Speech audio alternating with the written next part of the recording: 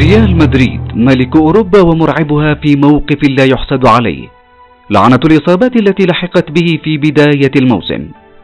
يصاب الحارس ثم يتبعه قلب الدفاع. قد لا يستطيع تجاوز إصابتيهما بسهولة، إضافة إلى حاجة ريال مدريد للاعب الرقم 9، ولا وجود لأي حديث عن قدوم مبابي. إصابات ليست عادية، ضربات تلقاها النادي وكل محبيه بصعوبة، خاصة بعد نتائج مخيبة للآمال في المباريات التحضيرية لهذا الموسم. كورتوا حامل عرين واللاعب الأول في مدريد، فارس البطولات والحاضر دائما في أعلى مستوياته.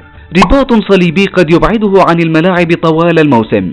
استطاع مدريد تدارك الأمر وتعاقد مع حارس آخر، لكن المفاجأة أيضا هي إصابة ميليتاو قلب الدفاع وأحد أعمدة النادي ولاعبيه الأساسيين. لا وجود للبديل الذي يغطي مكان ميليتاو. يتساءل المدريدي في نفسه، هل سيكون كامافينجا هو حل أنشيلوتي كما هو دائما، أم أنه سيأتي بمدافع آخر مكان ميليتاو قبل توقف الانتقالات الصيفية؟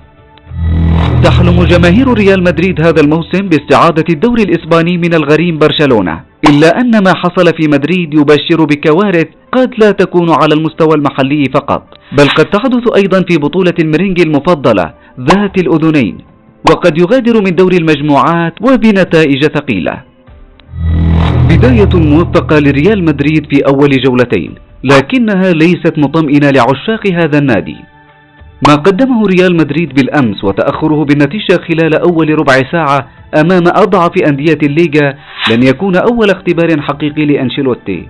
الاختبار الحقيقي حين يواجه أندية كبيرة في نفس مستواه، وقد ينصدم العاشق الذي تطغى عاطفته على منطقيته ويخسر الرهان.